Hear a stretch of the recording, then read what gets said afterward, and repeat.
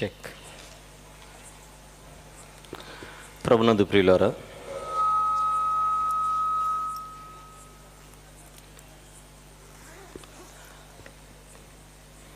క్రీస్తు నిత్య దైవత్వ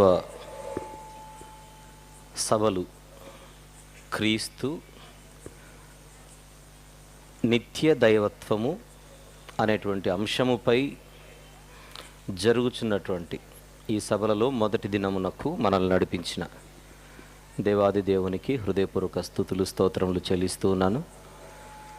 ఇంతవరకు మొదటి వర్తమానం అందించినటువంటి సహోదరులు జేమ్స్ గారికి, వేదిక మీద ఉన్నటువంటి గౌరవ దైవ సేవకులందరికీ, చేరి వచ్చినటువంటి ఆత్మీయులైన మీ అందరికీ, దూర ప్రాంతాల నుండి ఈ యొక్క కార్యక్రమాన్ని వీక్షిస్తున్న ప్రియులందరికీ, శబ్దము ద్వారా ఎవరైనా ఈ మాటలు వింటూ ఉంటే పరిసర ప్రాంతాల్లో వారందరికీ మహాదేవుడైన యేసుక్రీస్తు ప్రభువారి ఘనమైన నామంలో నా హృదయపూర్వక వందనములు పేరు పేరున ప్రతి ఒక్కరికి తెలియజేస్తున్నాను.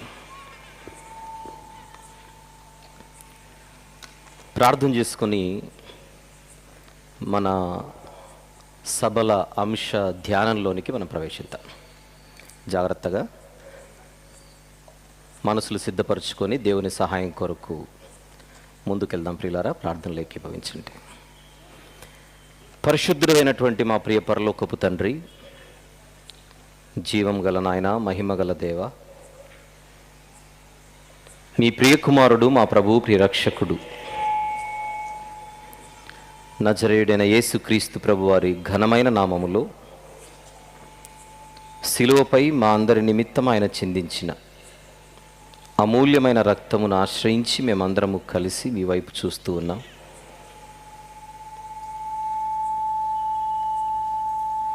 ఏ మాటలైతే మాకు అవసరమో వాటిని మాకు అనుగ్రహించి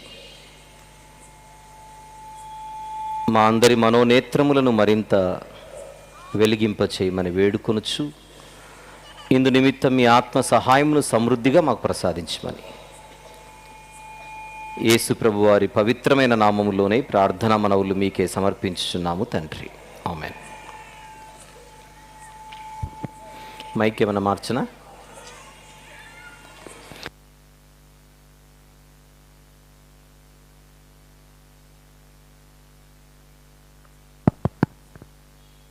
హలో.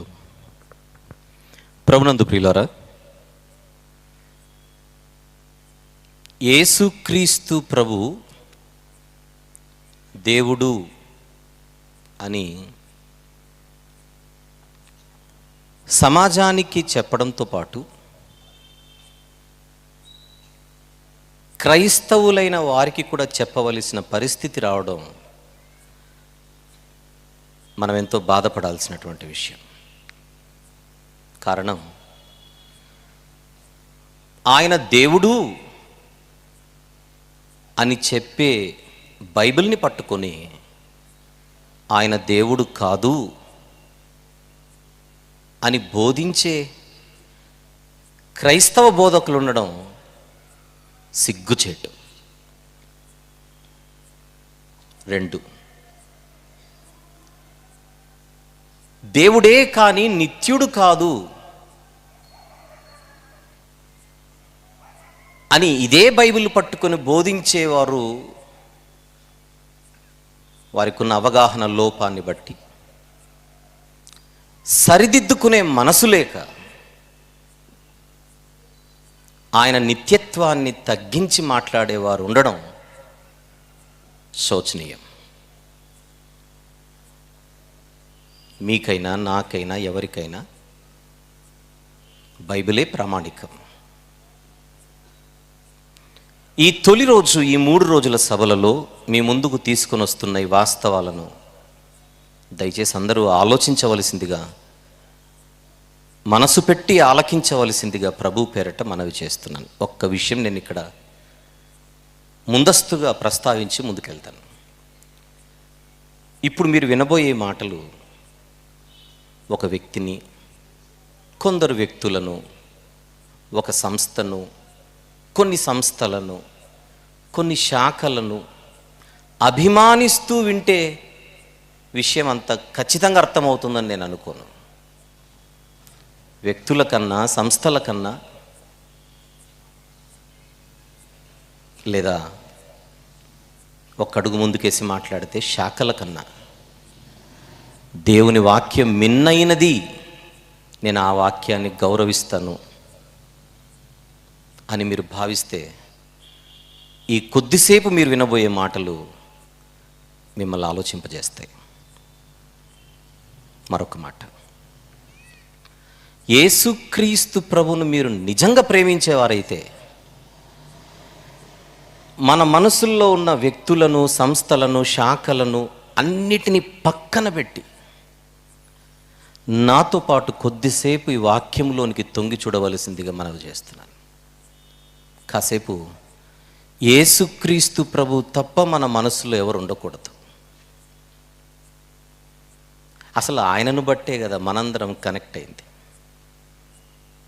ఆయన పేరుతోనే కదా మీరు నాకు పరిచయం అయ్యారు, నేను మీకు పరిచయం అయ్యాను, మమ్మల్ని మీరు ఆహ్వానించారు. ఆయనకు మించిన వాళ్ళు ఎవరూ లేరు. ఆయన్ని ప్రేమిస్తూ ఈ మాటలు విందాం. ఆదికాండము 1వ అధ్యాయం 26వ వచనము జాగ్రత్తగా చూద్దాం. ఆదికాండము 1వ అధ్యాయము 26వ వచనం. దేవుడు మన స్వరూపమందు మన పోలిక చొప్పున నరులను చేయుదము. మన బహువచనం, చేయుదము బహువచన శబ్దం. 3వ అధ్యాయం, ఆదికాండము 3వ అధ్యాయం 22వ వచనము చూద్దాం. అప్పుడు దేవుడైన యెహోవా, ఇదిగో మంచి చెడ్డలను ఎరుగునట్లు ఆదాము మనలో ఒకని వంటి వాడు ఆయను. మనలో అండర్లైన్ చేయండి. 11వ అధ్యాయం, అదే ఆదికాండము 11వ అధ్యాయము 7వ వచనము. గనుక మనము దిగిపోయి వారిలో ఒకని మాట ఒకనికి తెలియకుండా అక్కడ వారి భాషను తారుమారు చేయుదుము రండి అనుకున్నాడు. చూపించినటువంటి వచనాలకు కొంతమంది క్రైస్తవ బోధకులు చరిత్రలో మన అనేటువంటి పదము బహుళత్వమేమీ కాదు, బహుళత్వ సూచన కాదు. ఒకప్పుడు రాజరికపు భాష ఉండేది, అలానే అనుకుంటారు. రాజులు తమను తాము సంబోధించుకునేటప్పుడు ఆ రీతిగా గౌరవించుకుంటారని కొన్ని వ్యాఖ్యానాలు చేశారు. ఆ వ్యాఖ్యానం ఇక్కడ చెల్లదు. కారణం, చూపించినటువంటి వచనాలలో దేవుడు ఎవరితోనూ మాట్లాడుచున్నట్టుగానే ఉంది. తెలుగు ప్రాచీన భాషలో, ఆంగ్ల ప్రాచీన భాషలో ఉన్నట్టుగా హీబ్రూ భాషలో రాజులు తమను తాము బహుళత్వ సూచనగా సంబోధించుకునేవారు కారు. కనుక ఆ వ్యాఖ్యానం ఇక్కడ చెల్లదు. దీని గురించి సుదీర్ఘమైనటువంటి సందేశం ఒకవేళ మీకు అవసరం అనుకుంటే రేపు ఉదయం తరగతిలో మాట్లాడతాను. ఎందుకంటే ఈరోజు మాట్లాడుకోవాల్సినవి చాలా ఉన్నాయి కనుక. ఒకవేళ రేపు ఉదయం మీకు నేను ఇప్పుడు ప్రస్తావించిన ఆ రాజరికపు భాష గురించి మాకు వచ్చి వివరించండి అని అంటే రేపు ఉదయం తరగతిలో నేను దాన్ని వివరిస్తాను. ఫస్ట్ ఆఫ్ ఆల్ ఇక్కడ మన అనేటువంటి పదం ఒక బహువచనాన్ని సూచిస్తుంది చూడండి అని చెప్పాను. 2, కొంతమంది దేవుడు మన స్వరూపమందు మన పోలిక చొప్పున నరులను చేయదమని అంటోంది అక్కడున్న దేవదూతలతో అని బోధించారు. అక్కడున్న దేవదూతలను చూస్తూ, దేవదూతలారా మన స్వరూపమందు మన పోలిక చొప్పున నరులను చేయదమని దేవదూతలతో అంటున్నాడు అని కొంతమంది వ్యాఖ్యానించారు. అది కూడా ఇక్కడ సెట్ అవ్వదు. కారణం, మానవులు దేవుని స్వరూపమందు కలుగజేయబడ్డారు. మీరు తర్వాత చూసుకుంటాను అంటే ఆదికాండము 9వ అధ్యాయం 6వ వచనం, యాకోబు పత్రిక 3వ అధ్యాయం 9వ వచనం. ఈ 2 వచనాలు మీరు తర్వాత చూసుకోండి. ఆదికాండము 9వ అధ్యాయము 6వ వచనము, అలాగే యాకోబు పత్రిక 3వ అధ్యాయము 9వ వచనమును కూడా తర్వాత చూస్తే, మానవుడు దేవుని పోలికలో పుట్టాడు, దేవుని స్వరూపమందు సృజించబడ్డాడని స్పష్టంగా రాయబడుతోంది. అందుచేత దేవదూతల స్వరూపములో మానవులు చేయబడ్డారనే వ్యాఖ్యానం ఇక్కడ చెల్లదు.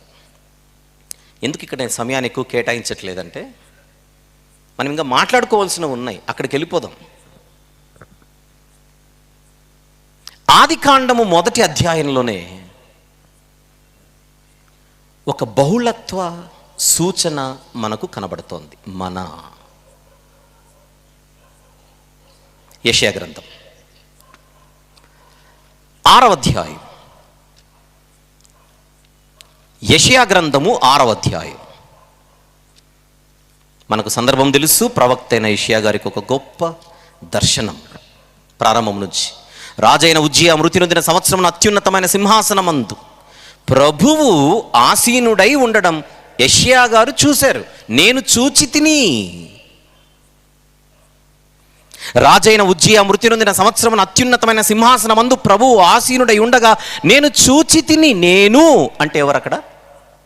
యెషయా గారు. రేపొద్దాం అక్కడికి. ఇక్కడ కూడా ఎక్కువ మనం సమయం కేటాయించట్లేదు. ఈరోజు ఒక విత్తనం వేస్తున్నాను అంతే. కేవలం ఆయనను మాత్రమే చూశాడా? ప్రభువును మాత్రమే చూశాడా? ఆయన ఔన్నత్యం, ఆయన మహిమను కూడా చూశాడా? ఆయన మహిమను కూడా చూశాడు. రైట్. అక్కడున్న మహాదూతలు సింహాసనమందు ఆసీనుడై ఉన్న ఆయనను చూసి అంటున్న మాట 3వ వచనంలో,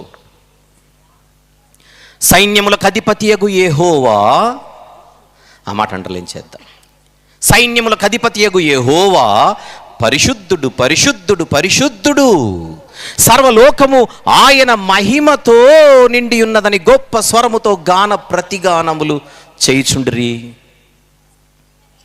ప్రవక్త అయిన యెషయా గారు చూస్తున్న దేవుని మహిమది. అక్కడున్న దేవదూతలు వారు ఎవరినైతే కొనియాడుచున్నారో సింహాసనమందున్నటువంటి ఆయనను చూచి పరిశుద్ధుడు, పరిశుద్ధుడు, పరిశుద్ధుడు, ఎన్నిసార్లు? 3 సార్లు అని ఆగిపోతున్నారు. 3 సార్లు ఎందుకనాలి? రేపు మాట్లాడతాం అది. ఇప్పుడు కింద 8వ వచనానికి వద్దాం. 8వ వచనం, అప్పుడు నేను ఎవనిని పంపెదను, మా నిమిత్తము ఎవడు పోవునని ప్రభువు సెలవీయగా వింటిని. ఇదంతా ప్రవక్త గారే. ఏమింటున్నాడు? నేను ఎవనిని పంపెదను, మా నిమిత్తము ఎవడు పోవును. అందరికీ తెలుగొచ్చు గనుక నేను అనే పదాన్ని అండర్లైన్ చేయండి, మా నిమిత్తము అన్న పదాన్ని అండర్లైన్ చేయండి. నేను అంటున్నాడు, మా నిమిత్తము ఎవడు పోవును అంటున్నాడు. మా అంటే బహుళత్వం. అంటే దేవుని ఉనికిలో ఏదో ఒక బహుళత్వ స్థితి ఉందన్నమాట. దేవుని ఉనికిలో, ఉనికి అంటే తెలుసుగా, ఉండుట, అస్తిత్వం అంటాం. దేవుని అస్తిత్వములో, దేవుని ఉనికిలో ఏదో ఒక బహుళత్వం ఉంది.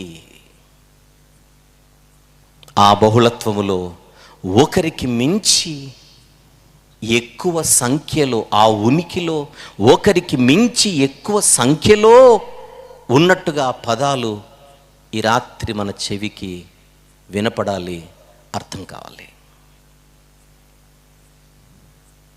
ఏం పేరు? 3వ వచనంలో దేవుని పేరు ఏం పేరు? యెహోవా. ఆ దేవుని పేరు ఏమిటి? యెహోవా. ఈ పేరు మర్చిపోకండి ఈరోజు ఈ వర్తమానం అయిపోయేంత వరకు ప్లీజ్. ఇక్కడి నుంచి మొదలు పెడదాం. ఈ రాత్రి మీ ముందుకు నేను ఏది తీసుకొని రావాలనుకుంటున్నానో ఇప్పుడు అక్కడికి వెళ్దాం. మొదటి వర్తమానంలో ఐగుప్తు మీదికి దేవుని తీర్పులను గూర్చిన ప్రస్తావన మనం విన్నాం. ఐగుప్తును నడిపించే దేవతలు అన్న పేరు మనకు కనబడుతున్న ఆ దేవతల వెనుక ఉన్నది అపవాది, వాడి దురాత్మల సమూహము అని విన్నాం. నిర్గమకాండము 12వ అధ్యాయం.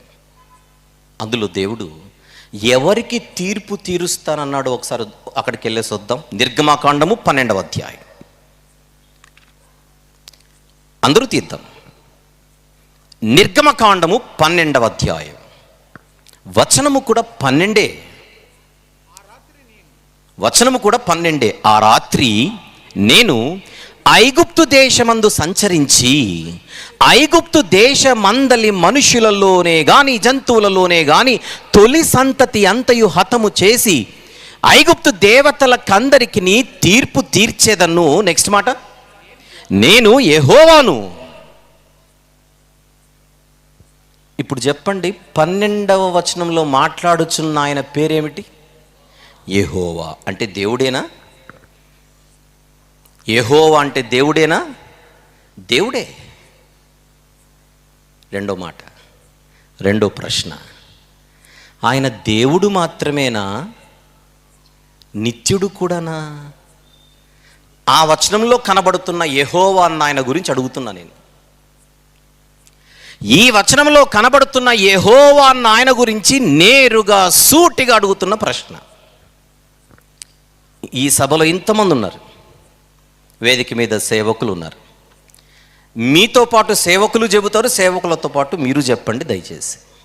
ఇక్కడున్న యెహోవా నిర్గమకాండం 12వ అధ్యాయం 12వ వచనములో ఐగుప్తు దేవతలకు తీర్పు తీర్చేదను అని ప్రకటిస్తున్నటువంటి యెహోవా అన్న పేరు కలిగినటువంటి ఆయన దేవుడా అని అడుగుతున్నాను.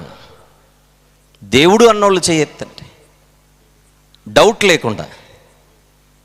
Very good. ఈ యెహోవా దేవుడు మాత్రమే కాదు, నిత్యుడు కూడా అని నమ్మినోళ్ళు చేయెత్తండి. నిత్యుడంటే పుట్టుక లేనివాడు. ఈ యెహోవా నిత్యుడు, ఈ యెహోవా దేవుడు అని మీరందరూ సభాముఖంగా ఒప్పుకున్నారు. ఈ నిత్యదేవుడు ఐగుప్తు మీదికి ఏం తెప్పిస్తున్నాడు? తెగులు.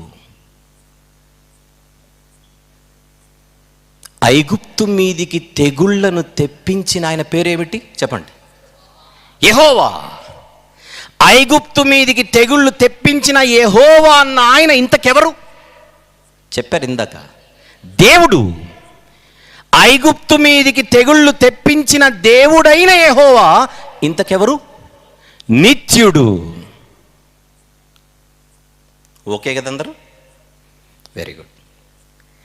ఇప్పుడు ఇదే విషయాన్ని ప్రవక్త అయిన ఆమోసు గారి గ్రంథంలో ప్రస్తావన ఏదైతే మనం ఇప్పుడు చూడబోతున్నామో దాన్ని జాగ్రత్తగా ఆలోచిద్దాం. ఇక్కడ ఏదైతే మనం చూసామో ఈ ప్రస్తావన ఆమోసు గ్రంథంలో కనబడుతుందో ఒకసారి చూద్దాం. 4వ అధ్యాయం ఆమోసు గ్రంథం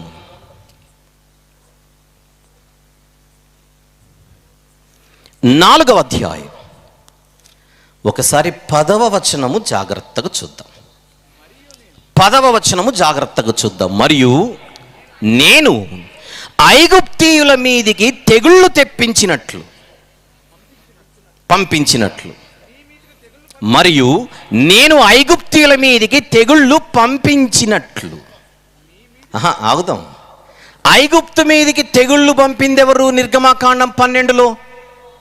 పోనీ నిర్గమకాండం అనే పుస్తకంలో యెహోవా. ఏ యెహోవా? ఆయనకున్నటువంటి ఆయన ఎవరు అని అడిగితే ఏమని మాట్లాడుకున్నాం ఇందాక? దేవుడు. ఏ దేవుడు? నిత్య దేవుడు.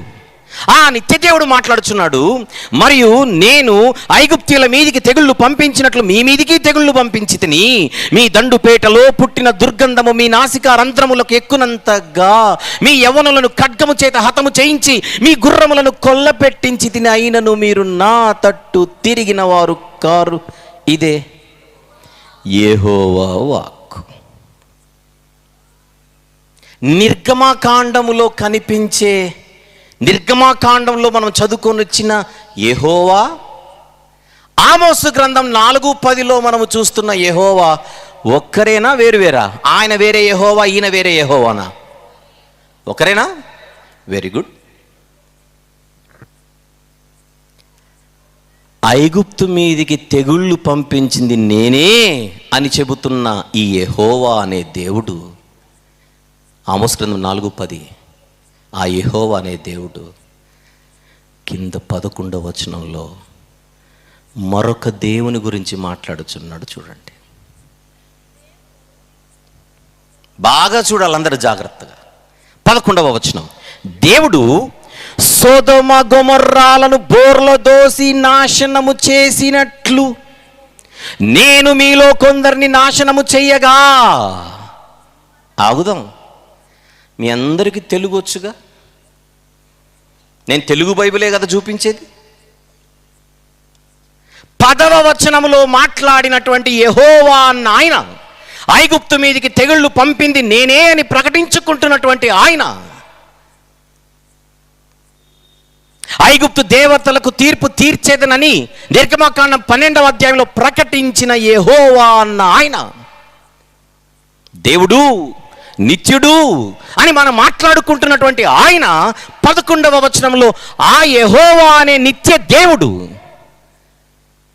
మాట్లాడుచున్న మరొక దేవుడెవరు? తెలుగే. చూడండి, దేవుడు సొదొమ గొమొర్రాలను బోర్ల దోసి నాశనము చేసినట్లు నేను మీలో కొందరిని నాశనము చెయ్యగా మీరు మంటలో నుండి తీయబడిన కొరువులైనట్టు తప్పించుకుంటురి, అయినను మీరు నా తట్టు తిరిగిన వారు కారు. ఇదే యెహోవా వాక్కు. ఒక్క అర నిమిషం అంటే 30 సెకండ్లు టైం ఇవ్వమంటే ఇస్తాను అందరికీ. ఆ 10వ వచనం 11వ వచనం 2 వచనాలు చదివి మీకు ఇద్దరు కనపడుతున్నారా లేదా చెప్పండి. చూడండి బైబిల్స్, మీ బైబిల్స్లో 10-11 వచనాలలో ఇద్దరు ఉన్నారా లేదా అని అడుగుతున్నారు. మీకు కనబడకపోతే ఈ రాత్రంతా టైం తీసుకొని రేపు ఉదయం పగటి వేళ తరగతికి వచ్చి మాకిద్దరు కనబడట్లేదని చెప్పండి, అప్పుడు మాట్లాడుకుందాం.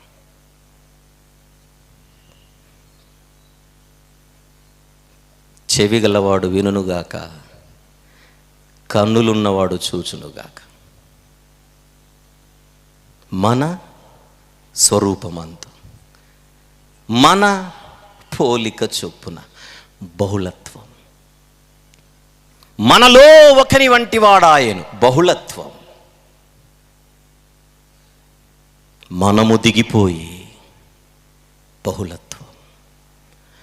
మా నిమిత్తము ఎవడు పోవును? యెషయా గ్రంథంలో బహుళత్వం. ఆ బహుళత్వములో మనకిప్పుడు ఇక్కడ ఇద్దరు కనపడుతున్నారు. ఎస్ ఆర్ నో చెప్పండి. మీకు ఇద్దరు కనపడుతున్నారా? ఒక ఆయన పేరు యెహోవా, మరొక ఆయన పేరు మిఖాయేలేమో, ప్రధాన దూత. ఒక ఆయన పేరు యెహోవా, మరొక ఆయన పేరు గబ్రియేలేమో. ఏమని అనిపిస్తుంది అలా? ఒక ఆయన పేరు యెహోవా, మరొక ఆయన పేరు యెషయా ఏమో, ఆమోసేమో.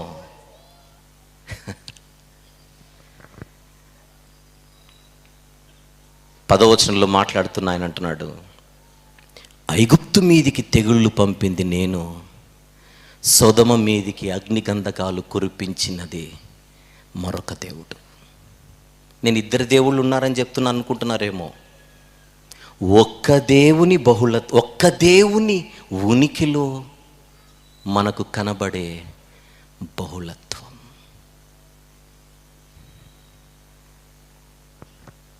ఇక్కడ సొదొమ గొమొర్రా అనే పదాలు వచ్చాయి కనుక, సొదొమ గొమొర్రా అనే ప్రస్తావన వచ్చింది కనుక ఒక్కసారి మనకు బాగా తెలిసిన ఆదికాండం 19కి వెళ్ళేసి వద్దాం.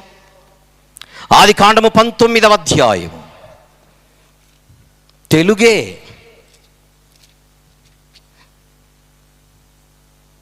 ఆదికాండము 19వ అధ్యాయం 24వ వచనం జాగ్రత్తగా చూద్దాం.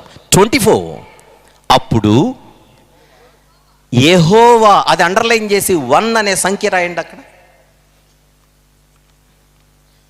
ఆ వచనంలో ఎంతమంది యెహోవాలు మీకు కనబడుతున్నారో ఎంచి నాకు మీరు చెప్పండి అని అడుగుతున్నాను. అప్పుడు యెహోవా సొదొమ మీదను గొమొర్రా మీదను, నెక్స్ట్, యెహోవా యొద్ద నుండి గంధకమును అగ్నిని ఆకాశం నుండి కురిపించి. అడుగుతున్నాను ప్రశ్న, ఎవరి యొద్ద నుండి? ఎవరి యొద్ద నుండి గంధకమును అగ్నిని ఆకాశం నుండి కురిపించారు? ఎవరి యొద్ద నుండి? ఎవరి యొద్ద నుండి అగ్నిని కురిపించింది? ఎవరి యొద్ద నుండి? ఆ వచనాన్ని బట్టి చెప్పండి. యెహోవా యొద్ద నుండి. మీకు అన్ని కనెక్ట్ అవ్వట్లా? ఆమోసు గ్రంథంలో ఏమైతే చూసామో అదే కరెక్ట్గా మ్యాచ్ అవ్వట్లా?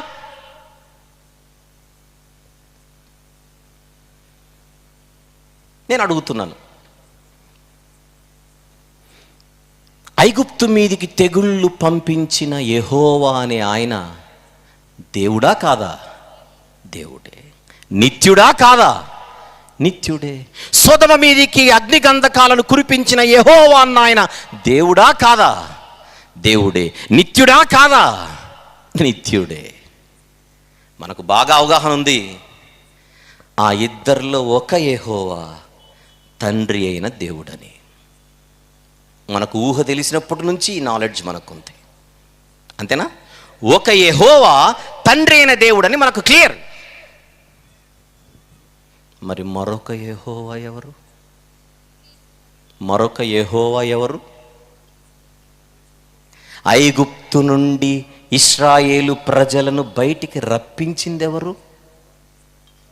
అరణ్యంలో ఈ ఇశ్రాయేలీల జాతిని నడిపించిందెవరు? ఆ అరణ్యంలో ఈ జాతి శోధించిందెవరిని?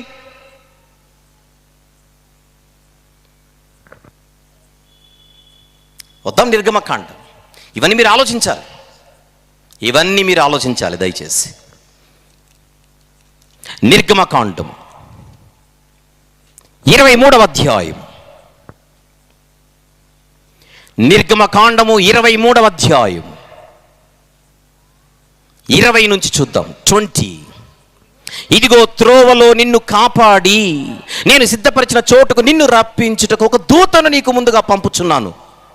ఆయన సన్నిధిని జాగ్రత్తగా ఉండి ఆయన మాట వినవలేను. ఏంటి ఒక దూత గురించి ఆ లెవెల్లో చెబుతున్నాడేంటి?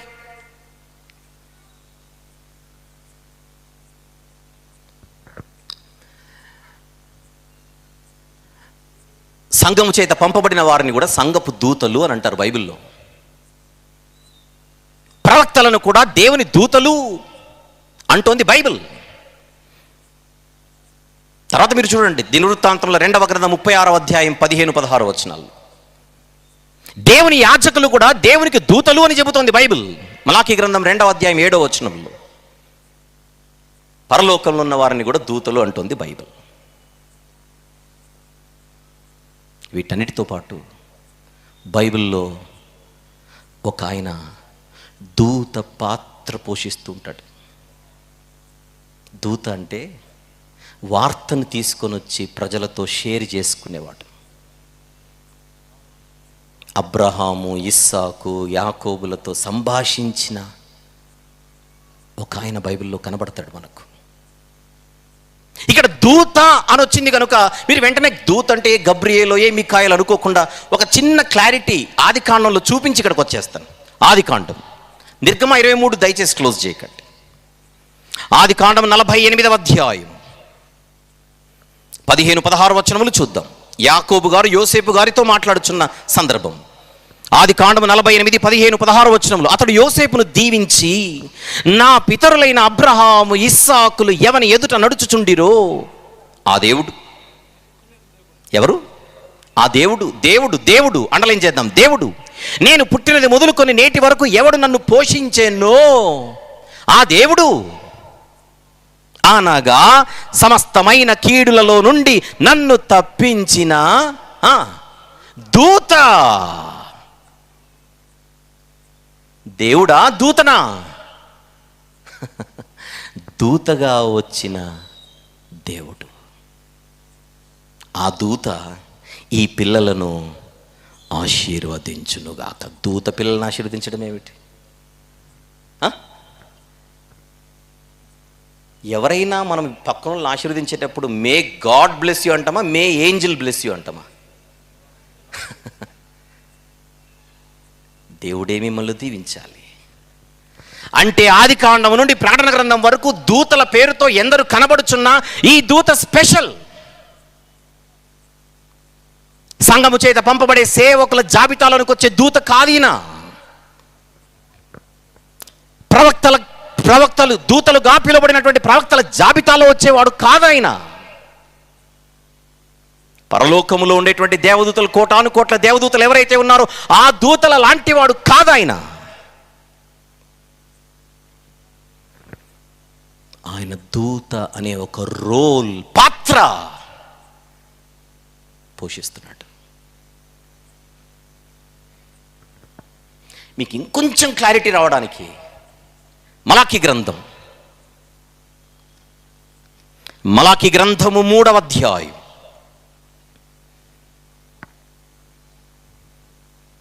మొదటి వచనము చూద్దాం. ఇదిగో నాకు ముందుగా మార్గము సిద్ధపరచుటకై నేను నా దూతను పంపుచున్నాను. మార్గము సిద్ధపరచడానికి పంపబడిన దూత పేరేమిటి? ఎనిబడి? బాప్తిస్మం ఇచ్చి యోహాను. ఆయన కూడా ఏమని పిలుస్తుంది బైబిల్? దూత. ఇప్పుడు కింద చూడండి, నెక్స్ట్. మీరు వెదుకుచున్న ప్రభువు అనగా మీరు కోరు నిబంధన దూత. ప్రభువే నిబంధన దూత. ఏ నిబంధన? క్రొత్త నిబంధన. క్రొత్త నిబంధన ఈ లోకములో మానవులకు అనుగ్రహించింది ఎవరు? క్రొత్త నిబంధన తెచ్చి మనకిచ్చింది ఎవరు? క్రొత్త నిబంధన ప్రకారం ఆయన పేరు చెప్పండి. యేసు క్రీస్తు ప్రభు. రండి ఇప్పుడు నిర్గమకాండం 23వ అధ్యాయం. నిర్గమకాండము 23వ అధ్యాయం 20 నుంచి. ఇదిగో త్రోవలో నిన్ను కాపాడి నేను సిద్ధపరిచిన చోటుకు నిన్ను రప్పించుటకు ఒక దూతను నీకు ముందుగా పంపుచున్నాను. ఆయన సన్నిధిని జాగ్రత్తగా ఉండి ఆయన మాట వినవలెను. ఏది, గబ్రియేలు మాటనా, మిఖాయేలు మాటనా? ఎవరి దూత? ఆది కాండం చదివిన తర్వాత, మలాకి గ్రంథం చదివిన తర్వాత మీకు వెంటనే ఇక్కడ పిక్చర్ అర్థమైపోవాలి. ఈ దూత మామూలు దూత కాదు. ప్రభువైన యేసుక్రీస్తు వారు. అది నేను క్రొత్త నిబంధనలో కూడా నిరూపించి తర్వాత ఇక్కడికి వస్తానులేండి. జాగ్రత్తగా ఫస్ట్ ఫిక్స్ అయిపోండి. ఆయన సన్నిధిని జాగ్రత్తగా ఉండి ఆయన మాట వినవలెను. ఆయన కోపము రేపవద్దు, మీ అతిక్రమములను ఆయన పరిహరింపడు. నా నామము ఆయనకున్నది, నా నామము ఆయనకున్నది. ఎవరి నామం ఎవరికుంది? మాట్లాడుచున్న ఆయన నామము ఈయనకుంది. ఇంతకు మాట్లాడుచున్న ఆయన పేరు ఏమిటి? యెహోవా. ఆ పేరు ఎవరికి కూడా ఉంది? యేసుక్రీస్తు ప్రభుకు కూడా ఉంది. సంఖ్యాకాండం 21వ అధ్యాయం. సంఖ్యాకాండము 21వ అధ్యాయం. మీరు రాసుకుంటుంటే 4 నుంచి 7 వచనములు దయచేసి రాసుకోండి.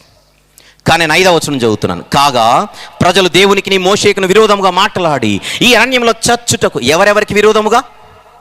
5వ వచనం. ఎవరెవరికి విరోధముగా? దేవునికి మోషేకు. దేవుడు అనే పదం అండర్లైన్ ఏం చేద్దాం. దేవునికి మోషేకును విరోధముగా మాట్లాడి ఈ అరణ్యంలో చచ్చుటకు ఐగుప్తులో నుండి మీరు మమ్మును ఎందుకు రప్పించితిరి?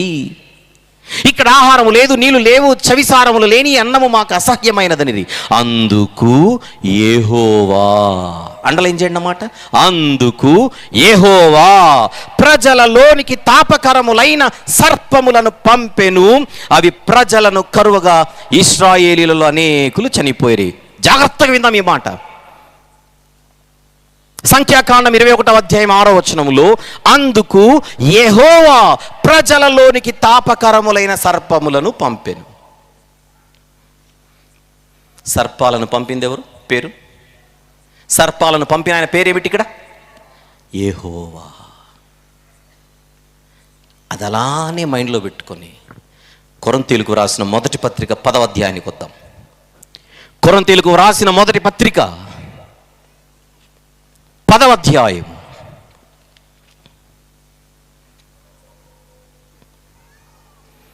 9వ వచనం చూద్దాం. క్రొత్త నిబంధన కొరింథీ మొదటి పత్రిక 10వ అధ్యాయం 9వ వచనం, మనము ప్రభువును శోధింపకయుందుము, వారిలో కొందరు శోధించి నెక్స్ట్ సర్పముల వలన నశించిరి. దేవునిని శోధించి సర్పముల వలన నశించిన సందర్భాన్ని ఎక్కడ చదువుకొని వచ్చాము? ఇప్పుడే సంఖ్యాకాండములో అధ్యాయం 21వ అధ్యాయం వచనం 6వ వచనములో ఏమనుంది అక్కడ? వారు దేవుని శోధిస్తే యెహోవా వారి యొద్దకు వారి మధ్యలోనికి వేటిని పంపాడు? సర్పములు. వాళ్ళు శోధించింది ఎవరిని? సంఖ్యాకాండంలో వారు శోధించిన ఆయన పేరు ఏమిటి? సంఖ్యాకాండంలో అందరూ చెప్పాలి ప్లీజ్. సంఖ్యాకాండంలో ఆ ప్రజలు శోధించిన ఆయన పేరేమిటి? యెహోవా. ఆయన దేవుడా? అడుగుతున్నాను. సంఖ్యాకాండం 21వ అధ్యాయంలో వీరు శోధించిన ఆయన దేవుడా? యెహోవా అన్న ఆయన దేవుడా? దేవుడే. నిత్యుడా? చెప్పండి. నిత్య దేవుడా? నిత్య దేవుడు అనే మాటే మీ మాట అయితే, నిత్య దేవుడు అనేదే మీ నమ్మకం అయితే, ఇప్పుడు ఇక్కడికి రండి. కొరింథీ మొదటి పత్రిక 10:9, మనము ప్రభువును శోధింపకయుందుము అని ప్రభువు అన్న చోట ఫుట్ నోట్లు ఏముందో చెప్పండి. అందరు చూసి చెప్పండి. ఫుట్ నోట్లు ఏముంది? క్రీస్తు. వాళ్ళు శోధించింది ఎవరిని సంఖ్యాకాండంలో? యెహోవా. ఆయన దేవుడేనా? దేవుడే. ప్రభువేనా? ఒక మాట మరొక మాట. ఇప్పుడు ప్రభువేనా? దేవుడు ప్రభు కూడానా? యెహోవా అన్న ఆయన దేవుడు, నిత్యుడు, ప్రభువు. సంఖ్యాకాండం 21వ అధ్యాయంలో కనబడుచున్న యెహోవా అన్న ఆయన దేవుడు, యెహోవా అన్న ఆయన నిత్యుడు, యెహోవా అన్న ఆయన ప్రభువు. ఇంతకు ఆయన ఎవరు సార్ అని పౌలు గారిని అడిగితే, క్రీస్తు నాయన అంటున్నాడు. చెవి గలవాడు వినుగాక, కన్నులున్నవాడు చూచునుగాక, హృదయం ఉన్నవాడు గ్రహించునుగాక. నేను బైబిల్ మూస్తున్నా. మీలో ఎంతమందికి మనము నమ్ముకున్న యేసు క్రీస్తు ప్రభు దేవుడు మరియు నిత్యుడు అని బలంగా నమ్మే స్థితి ఉంది? చేయొద్దండి. చెప్పండి, మన క్రీస్తు ఎవరు? దేవుడు. మన క్రీస్తు ఎవరు? నిత్యుడు. నేను మిమ్మల్ని ఏమైనా మాయ చేశానా? ఇంతవరకు భ్రమపరిచానా? వచనం టు వచనం బైబిల్లోనే చూపించానా? తెలుగే. ఎందుకు ఇంత తెలుగు తెలుగు అంటున్నాడంటే, ఆయన తెలుగు బైబిల్ వాడండి, ఇంగ్లీష్ చూపిస్తారంటారు. ఇంగ్లీష్ రేపు చూపిస్తాను. నేటికి తెలుగే. అబ్బే వేరే భాషల్లో ఉన్నవి మనకు అవసరం లేదంటే అది కూడా రేపు మాట్లాడుకుందాం. ఆ మూల భాషలతో పనే లేదండి, అది కూడా రేపు మాట్లాడుకుందాం. అవి రేపటి వార్తలు. ఆకాశవాణి, ఇవి తెలుగు వార్తలు.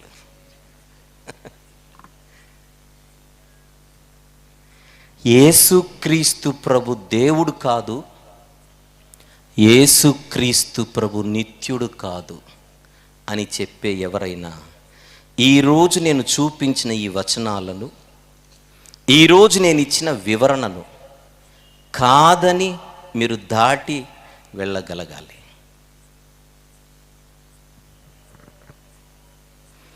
వెళ్ళే ప్రయత్నం చేసిన, సాహసం చేసిన బైబిల్ దగ్గర అడ్డంగా బుక్ అయిపోతారు. జాగ్రత్త.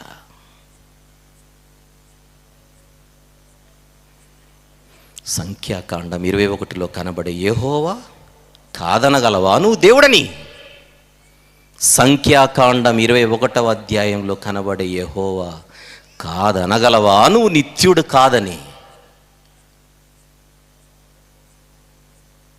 ఆయన నిత్యుడని కాదనగలవా? దేవుడని కాదనగలవా?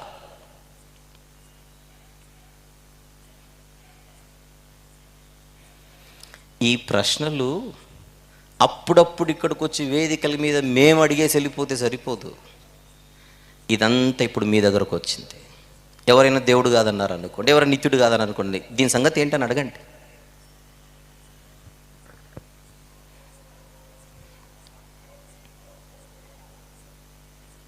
యేసుప్రభు గురించి బైబిల్లో కుమారుడు అని ఉంటుంది. ఎందుకుంది? కుమారుడు అనే పదం యొక్క భావం ఏమిటి, అర్థం ఏమిటి? ఆ ప్రశ్నలు వేయొద్దు. ఇక్కడ నిత్యుడు అనుండి, అక్కడ యెహోవా అనుండి, అక్కడ దేవుడు అనుండి, మరొక చోట ఒకప్పుడు ఆయన లేడు అని ఉంటుందా?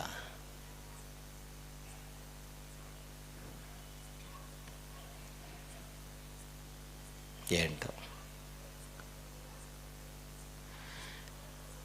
మనము పూజిస్తున్నా, మనము సేవిస్తున్నా, మనము ప్రేమించే మన యేసుక్రీస్తు ప్రభు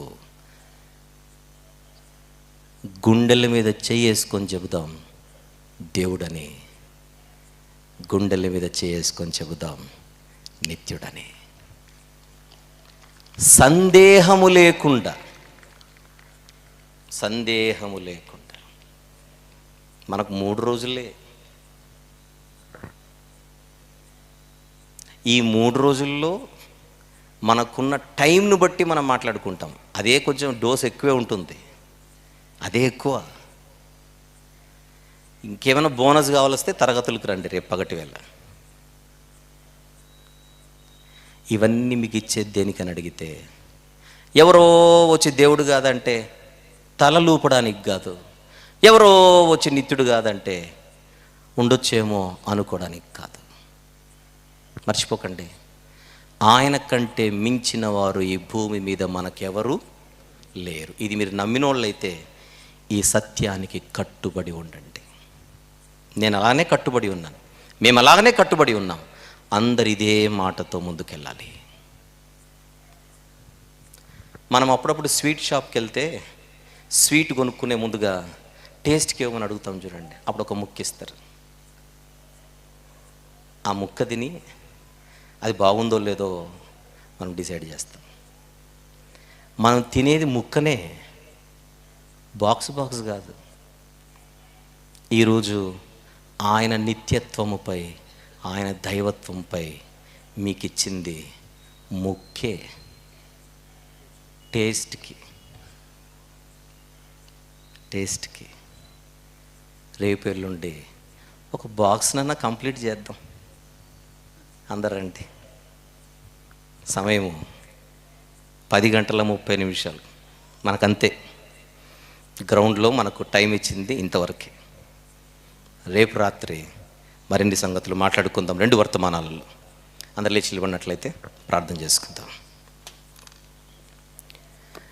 ఈనాటి సభకు ముగింపు ప్రార్థన మనం చేసుకుందాం. ప్రకటనలు విన్నాం కదా, రేపు ఇంకా అనేక మందిని తీసుకొని వచ్చి వారిని కూడా ఈ జ్ఞానానికి పాత్రలను చేద్దాం. ప్రార్థన. ప్రేమగల తండ్రి, జీవం గల నాయన, పరిశుద్ధులైనటువంటి గొప్ప దేవ, మీ కుమారుని నిత్య దైవత్వము గురించి ప్రత్యేకంగా సభలు పెట్టుకొని మాట్లాడుకోవాల్సిన దుస్థితి తండ్రి ఈ క్రైస్తవ సమాజంలో ఉండడం మాకైతే నిజంగా బాధగా ఉంది, కానీ చెప్పవలసిన బాధ్యత కూడా ఉంది. ఆ బాధ్యతతోనే ఈ 3 రోజుల సభలలో మొదటి దినమునకు మేము చేరుకొని ఉన్నాం. చక్కని వాతావరణం అనుగ్రహించి, అనుకూలతను అనుగ్రహించి, సత్యాన్ని మీ పిల్లల ముందు వినిపింపచేయడానికి మా ఇరువురికి మీరు ఇచ్చినటువంటి నడిపింపును బట్టి స్తుతులు చెల్లిస్తున్నాను.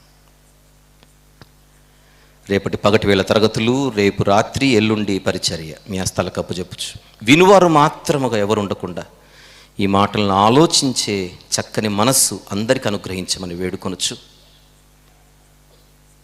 ఈ రాత్రి ఎవరి ప్రాంతాలకు, ఎవరి గృహాలకు వారు తిరిగి వెలుచు ఉంటుండగా క్షేమకరమైన తిరుగు ప్రయాణం అందరికి అనుగ్రహించమని, దూర ప్రాంతాల నుంచి వచ్చి విడిది యొద్ద బస చేయుటకు, విశ్రాంతి కొరకు వెలుచు ఉంటున్నటువంటి వారిని దీవించమని, ఈ రాత్రి మీరు ఇచ్చే విశ్రాంతిని పొందుకొని రేపటి దిన పరిచర్య కొరకు మేమందరం సిద్ధపడి వచ్చుటకు సహాయం చేయమని వేడుకొనొచ్చు. కార్యనిర్వాహకుల నిస్వార్థమైనటువంటి ఆలోచనను, మనసును దీవించమని, ప్రత్యక్షంగా పరోక్షంగా ఈ యొక్క సభల పనులలో పాల్గొనుచున్నటువంటి వారందరికీ రావలసిన ఈవులు సమృద్ధిగా అనుగ్రహించమని యేసుక్రీస్తు ప్రభువారి అత్యున్నతమైన నామములోనే ప్రార్థన మనవులు మీకే సమర్పించి వేడుకొనుచు పొందుకొనుచున్నాము తండ్రి. ఆమెన్. తండ్రి యొక్కయు, కుమారుని యొక్కయు, పరిశుద్ధాత్మని యొక్కయు ప్రేమ, కృపా సహవాసములు మనతోనూ సార్వత్రిక సంఘమంతటితోనూ సదాకాలము తోడయుండి అత్యున్నతంగా నడిపించునుగాక. Amen, amen, amen. ప్రభు పేరిట అందరికీ వందనాలు. పరలోకపు తండ్రితో ఉండుటకు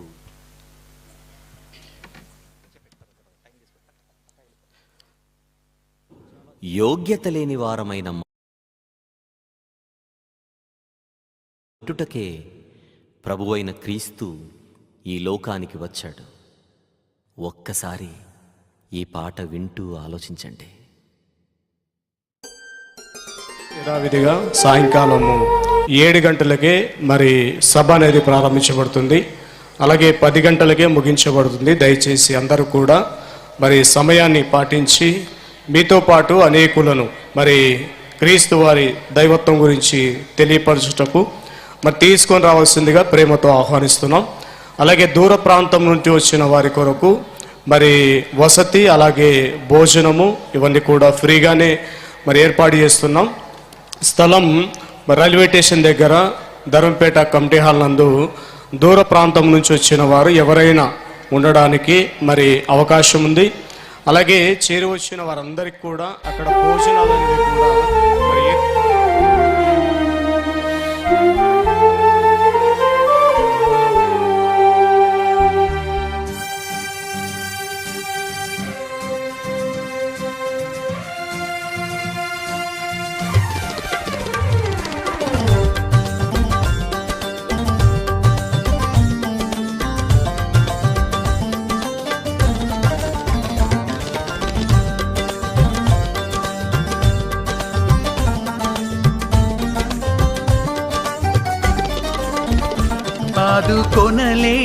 ఆదుకొనలేనిదానిగా యెహోవా చేయి కురుచవ్వలేదు. ఆదుకొనలేనిదానిగా యెహోవా చేయి కురుచవ్వలేదు. మన పాపములే, మన దోషములే, మన పాపములే, మన దోషములే అడ్డముగ వచ్చెగా, నిజంగా అడ్డముగ వచ్చెగా, నిజంగా ఆదుకొనలేని దాని